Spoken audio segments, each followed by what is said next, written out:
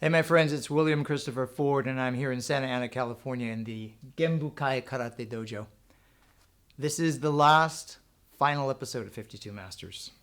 It has been a fantastic journey and I can't thank you enough for going on that journey with me. We started off with capoeira, we did Filipino martial arts, we did jiu-jitsu, Hawaiian arts, and now we've come full circle and we're back to karate. I am training with a legendary karate master, Sensei Fumio Demura today. He's been my friend and mentor for over 35 years. This is going to be great. So that being said, let's get to training. I am 51 years old. I've been a practitioner of Okinawan Shorin Karate since I was 7. There was some who would call me a master. I assure you, I am not. I believe that the true expert is someone who still has a student's heart and a beginner's mind. This year, to celebrate turning 52, I'm setting out to learn from 52 other disciplines, each from its own master. Some things I've tried before, others I'm a first-day beginner like anyone else. 52 weeks, 52 new skills. I'm William Christopher Ford, and this is 52 Masters.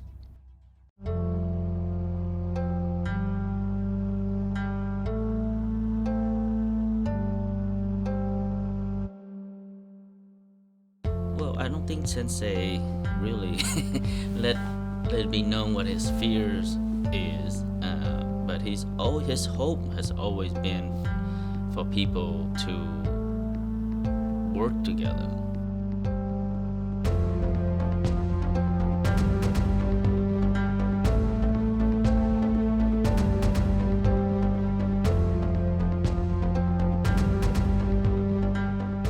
You know, he's just had that charisma, and he worked really hard at it.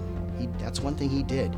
He worked every day, all the time, at everything.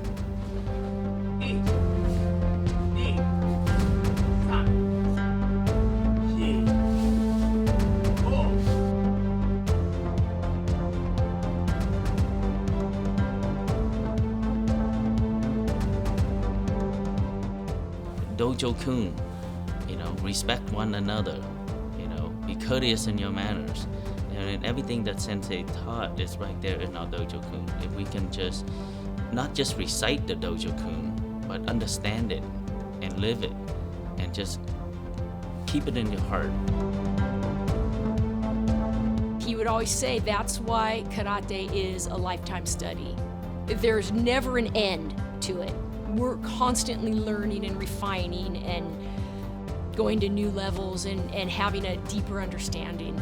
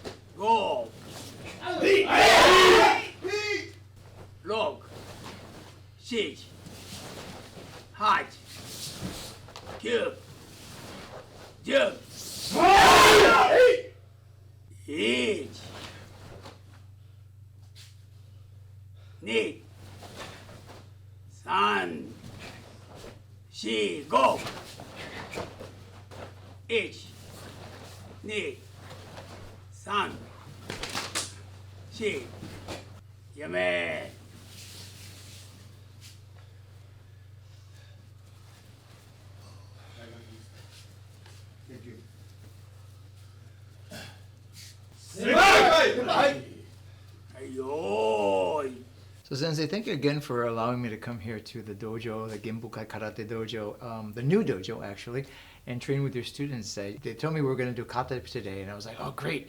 And I thought it was going to be maybe 3, and it was like 13 or 14, but a great workout. And I didn't know all the kata, but I was doing my best to follow along.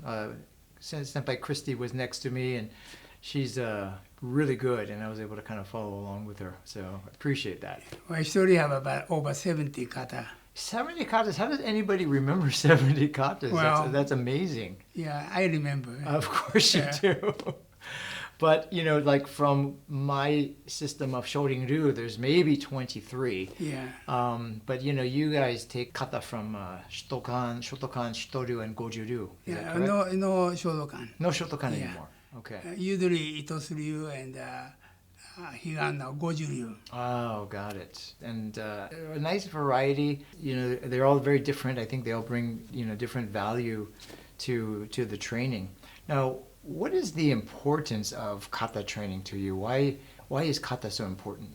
See, I teach the people, when you do kata, you learn from your body, not from brain. When your brain, you don't do the training for 1 year, you don't remember. Kata training, if you catch it by body, doesn't matter how long, they still remember. That's what I learned. Before you did karate, you did another martial art, Kendo. kendo. Yeah. So what led you to kendo many, many years ago? Well, that time, right after the World War II, we don't have nothing. Even no building burned. Everything by B-29. Yeah. Airplane did blow up everything. So, but I was a kid. I don't do nothing to do. Yeah. No toy, no nothing. So my neighbors started teaching the kendo. So I cut a tree and I made a bookend with the saw. Yeah. Then I went to join the group, then practice. That I was 8. 8 years old. Yeah. Then after that, he had to move, so he introduced Mr. Sagami Dojo. Okay. So then I joined that. Then after the kendo, they do karate. Then I started trying to join the karate group, but I'm too young, so I cannot in. Then his wife said, "Are you interested in karate?" Yeah. So okay, I talked to my husband. Then I was joined. Since till 1964, I was there. So Sagami Sensei's wife Yeah. was the one who said, "I'll talk to my husband." Yeah. And then she basically vouched for you. Yeah, so they let me in. I see. What was he like? What kind of a person was Well- Sagami Sensei? He's a pretty tough guy. Yeah. And I was a little high level, like a brown belt, and I do kumite. But not kumite like not today kumite. They're real things. Yeah. I got somebody poking my eyes, yeah, kicking my shin, and every night, and old Sunday, 3-wheel truck, I hang up, I go home, because I can sit down, I can see it. Okay. So my parents said, "Why you do karate? Why you give so much damage to your body?" So anyway, that's why she never see my karate tournament. I was 1961 All Japan champion. She never come. Till I invite the United States. My father passed away a long time ago. Yeah. So my mother came over. The first time see karate tournament. She liked it. So you were you entered into competition, and you became the All Japan champion for Yeah. karate kumite. Is that how you were discovered by Don Draeger? Yeah, well, Dan Draeger, I met a long time ago. Before that, Okay. I was Mr. Takami's assistant. So I go to a big event demonstration. I go with him. Then one day, Dan Draeger was there. Then I meet Dan Ivan, and we need a training place. So Dan Draeger said, "Why don't you use my house?" His house about this size, big, nothing there. So we practice there. So that's why I know him. This was in Japan. Yeah. Okay. And then how did that lead to you coming to the United States? Because it was through Dan Ivan. Yeah, He then sponsored you. I went to his last day, I went to Yokohama Harbor. He go by ship. So I said, goodbye. He said, are you interested in come to Japan, United States? I said, okay. Because that time I need the money. Yes. So he paid me $100 a month. So $80 I sent to my mother, and the $20 I live in there. And were you this first time you came to the United States? You were training in a garage? Yeah, garage. Yeah. Then I have a 2-car garage dojo. Okay. And that became the regular dojo for Yeah. for So so I many years. changed to Shorin Karate to Storyu Karate. So you actually personally changed from Shotokan Yeah. to Shitoryu. What was the reasoning behind doing that? Well, because I originally come from Storyu, Okay. but I know the Shorin Kata because one of my students, he's the Keio University karate captain. Okay. So he teach me Got it. before come to United States. So that's why I learned that. You told me once also that when you were, it's a totally different subject, but going back for a second, when you were in Japan, you would play jokes. Like one time you were getting on the school bus and you got a snake from the field, Yeah. and you put it in your pocket. Yeah. I was a pretty bad boy. Yeah. In the school, it's a countryside. Okay. And you had to go rice field to go all the way through, then go to school there. Then go to school, we have so many little animal, a snake, frog, and we play with it. And snake, we catch them, we put in the pocket, and I take the train, and I release. You Then I really- just left. You really Oh my gosh. So you were kind of a rascal, huh? Yeah. Oh, interesting. I don't know if anybody's ever heard that story before, Well, not the good things anyway. So when you had to, you made the decision to come to America, right, to teach karate through Dan Ivan. What was that like when you told your mom this? What was her reaction to that? Your mother, you told her you're leaving Japan. Yeah. Coming to. Well, she said that time Kennedy got a shot. Okay. So she think America have a every day boom, boom, boom, boom. Oh, got it. So why you had to go? Must have been tough. Yeah. For her. Then I was real tough, but I said I want to prove to my sensei what I'm doing this. So that's why Got it. I told my mother, if I don't success, I don't go home. Got it. But once you were here, you had a little bit of regret at first, when you first started. You didn't know anybody. And did you ever think you made a mistake? Beginning, yeah. Yeah. But later it's okay. Last time we spoke, when we did the documentary, The Last Dojo, you also talked about something called Ichinichi Ichizen, which is, do one good thing every day. A day, yeah. Ever since you told me about that, it's something that I definitely try to do, and I try to teach people as well. Being able to do, if everybody in the world did one good thing, Yeah. the world would be a better place. Yeah. I love that philosophy. It's been a rough few years, the last few years for dojos, right? Because Oh, yeah. of, there's the pandemic, it's 2020, a lot of dojos closed. Yeah. But you're still here, and Yeah. you still have a lot of loyal students and, a lot of black belts who have helped, take care of the Oh, dojo. yeah. I think that's fantastic. I would hate to see, you have to go through the same thing again where, you close again. But it's good to see that, the kids are training and, a lot of the black belts, like today, you asked the black belts to come out, they all came out and they all trained.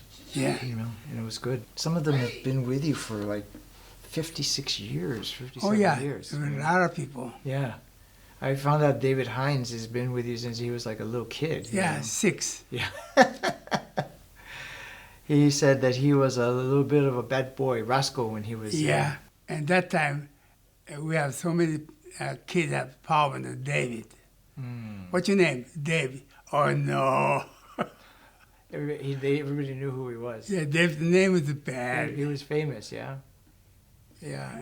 I've had some of those All students. troublemaker. Well, obviously he stuck with it, and he's become a very good man. You know, he's married to Christy, who I like very much as well, and they're good people. You know, so Yeah. many of your students are good people, but you've touched so many thousands of people all over the world. You Yeah. know? So it must be wonderful when people call you. You know, maybe they haven't seen you in years, Yeah. but they tell you, you know, what a great impact that you've created. Or, you know, how you've changed their life. Maybe how karate has changed their Yeah. life. So I go to different state every year. Yeah, and you're traveling like we saw each other in Pennsylvania, you know, and Yeah. you know, I know you've had some health issues as well, you know, and not only, you had the heart attack back right after Karate Kid 3, you know, when you were working on, I think, Ohara, Yeah. you had that first heart attack, right? Yeah. And then there was the other thing that, you know, where you kind of went into a coma for a while, and then I heard recently that you were sick again. Yeah. And then the next thing I hear is that you're traveling to Costa Rica, you're traveling to Pennsylvania, and Yeah. I'm like, Sensei's traveling, and he goes, yeah, he wants to travel with us. That's how he wants to go. Is like if you're gonna go, you want to do it. Yeah, teaching everything karate. stopped. I'm die. So that's what kind of keeps you going. Yeah. Right after Pennsylvania, I went to New Jersey for make the new movie. Oh my gosh, what's the movie? I mean, who are you It's working? called Karate The Weirdo. Karate Weirdo. Yeah. Okay. It's a karate kid with a boy, Okay. Miyagi and Daniel-san. That kind of relationship. Yeah. My just movie Karate Weirdo is me. I'm called Yoshida Sensei. Oh, Yoshida. Yeah. That's your character's name. Yeah. Okay. Then the girl. Okay. And that's the whole relationship. Yeah. I teach the girl. Okay. Well, don't tell me how it ends because I want to Yeah, see it. I want to yeah, be yeah. surprised. Yeah. And then you were up in Canada also working on something Shogun. Shogun. Yeah. Yeah. That was a. That is not to acting. It's more supervisor. Supervisor.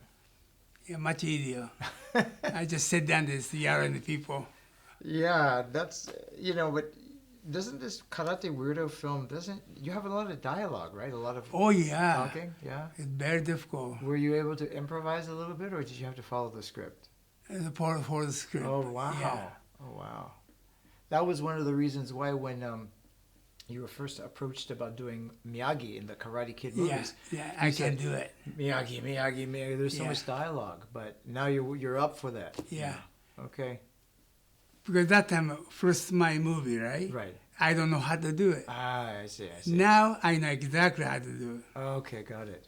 So we could write a role for you, Yeah, and no problem. You can handle the dialogue. yeah. Okay. Only problem is a couple of times I had to walk from here to over there Okay. without nuts and hold. Oh, so that was the most challenging part. Yeah, I got it. and the street like this, Oh, okay. And this was in New York, New Jersey. New Jersey. Got it. Yeah. Then I was in one dojo teaching, and Ralph Macho came over. Yeah, that was Jerry Figiani's dojo, yeah? Yeah. I think he's a Shorin Ryu guy. Yeah. Matsubayashi Shorin Ryu. And did you know Ralph was going to be there? No. No. Yeah, he the house not too far from there. Oh, is that right? That's why he came over. Oh, okay. 30 years ago. Oh my gosh. Yeah. I got a chance to work with him on Karate Kid 3, and a lot of the people who follow me know this, but Ralph was very nice to me, and he was the one who told me, he told John Avildsen to give me a line in that scene that Yeah. we had. So I always have very fond memories of Ralph, and he was always very nice to me. So I'm glad to hear that you guys reconnected. Yeah. So. Surprised me. He bring wife too. Oh, nice. And he's got like grown kids now. Yeah. Yeah, still the same, yeah? Oh yeah, little tall. What was one of the things about working on the Karate Kid films that you really enjoyed? Well, Karate Kid was John Avildsen was a really good guy. John Avildsen? Yeah. Okay. So and Pat Johnson. Okay. So anything I want to do, they changed to my way. Nice. Like Karate Kid 1, Scorton, in the fighting scene. And I used Bill Zabka, and then Pat Johnson said, why don't you use your student? Okay. So then I used it one shot, boom, that's it. Do you remember who it was? Which student you used? Maybe 5, 6, Oh, okay. yeah, This was when you were talking about Karate Kid 1. yeah, And when they're dressed as the skeletons. Got it. Got it. Yeah, that's one of the most famous and talked about scenes Yeah. even today. You know, that scene. yeah. And Karate Kid 3, basically my story. Mm. I got a chance to work on Karate Kid 3 as one of the bad boys. Yeah. And, you know, you were there the first day that I showed up at the studio. Yeah. I wasn't sure if I was going to get hired or not, but because I think they were in a hurry to get started, they needed somebody. But, you know, you said to John, you said, hey, this kid is okay, don't worry. And Yeah, John yeah. was like, okay. So I owe you my gratitude also because Yeah. I don't think I would have gotten the job without you. Yeah. I think John, you know, having Sensei Demura vouch for you is definitely, I think Yeah. that pushed him over the edge. So I appreciate that. Thank you so much. Yeah, you know, after so many Even the years. Sean Kanan, same way. Sean Kanan? Yeah. Yeah. I think he's starting to train again now when they're Yeah, he Sensei come Chin. over once here. Yeah, I've heard Tan was telling me that he is making a sincere effort to, you know, learn his Yeah. kata and things like that, which is, I think, is a great thing. He should Well, it's not keep continue. for sure, for sure. Otherwise, you know, no good.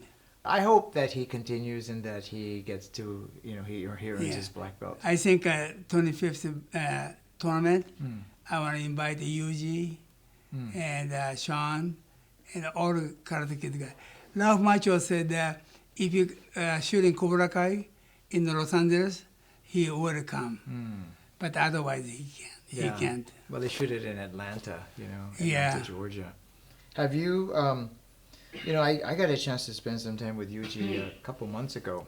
We went up to Seattle for some business, and we went to his restaurant, and he made me some garlic fried rice. You know, he says, hey, you want to try my mom's special recipe? It's not on the menu. So he goes back there, and he's making the rice, and he just comes out there, and, you know, we were just so impressed with him. He's still just a very nice, humble guy, and you know, he and I had gone up to Canada with Yeah. San Moletsky's tournament. Remember, you took us up Yeah, there to yeah. right after Karate Kid finished, and we went up there to be a special guest at the tournament. And I got a chance to kind of hang out with Yuji then, and he was a nice guy then, and he's still a very nice guy. So Yeah. making us, you know, yakimeshi and, Yeah. and all that. Just he's a really good I never dude. went to his restaurant. Yeah, it's good. You ought to try it if you Yeah. happen to be in Seattle. Yeah. You know, just let him know you're coming so that he can make you some rice Yeah. too. But I will check it out. I wanted to ask you also, what do you hope for your students here? You know, you've been teaching karate for so many years, and you know you've taught thousands of people. I mean, other than obviously the physical, there's obviously, you know, the self-defense and the fighting aspect, and you know, getting into shape and things like that. But is there something else that you hope that your students will Well, learn? I want everybody success in your life. That's the key. Whatever your students do, that they'll be successful. Yeah. Mm. What do you think that your philosophy of karate is? I like to teach the people to make a good person, a leader of the society. That's kind of student I want to make it. That's only I'm looking for, especially little kids. Yeah. You've taught a lot of little kids over the years. You must have a lot of happy memories from, you know, so many years of teaching karate and practicing. Oh yeah, Yeah. Changed your life. And Yeah. changed the life of so many other people. yeah. What do you want your students to remember you for? I don't know. I am 100% confident that your students are going to make you proud. You know, they're gonna carry on your tradition and carry on your legacy. I hope so. I yeah. know they are. They're you know, and talking to all of them, they're kind of like the reflections of you. You know, it's like a kagami. You know, it's very very much a reflection of you. Is there something that you hope that your students remember you as or by? Yeah, my life is called 7 times fall down, 8 times to get up. I was a kid during the World War II. Yeah. They come to the United States. I got a heart attack, and brain damage, and then my kidney problems, Yeah. up and down, up and down. I still get up. Yeah, for sure. Yeah, and you're living proof. You know, you do exactly what you say you're going to do. A lot of people, a lot of sensei, they talk it, but they can't walk it. You know. Yeah. But, you know, you've almost died 3 or 4 times. Yeah. You know, and it's like, you know, we think, oh man, sensei's this time is it, and pretty soon I hear, oh, sensei's going to, you know, he's traveling and he's going to teach a seminar, and I'm just like, what? And sure enough, you know, you're just coming back even stronger than ever, you know. So, you know, that makes me very happy, and you're such an inspiration for me and for everybody else. And thank you so much for allowing me to spend time again. You know, I get a chance to get to chat with you many times, and I feel super lucky. And I'm always afraid that this time you're going to say no. But every time you say yes, and I really appreciate it. Yeah. And every time we Well, get together. like I say, I have 2 more TV interviews coming up. Okay. Well, I'm glad that I got you before you got too busy. Yeah. But you know, I really appreciate it, and I always learn something new about you, and so do everybody else who's watching Yeah. it. So, you know, once again, arigatou gozaimasu. Aye. Thank you. And this has been 52 Masters once again with the great legendary Shihan Fumio Demura. And we'll see you next time. 本当にありがとうございます. Thank you so much for all you've done.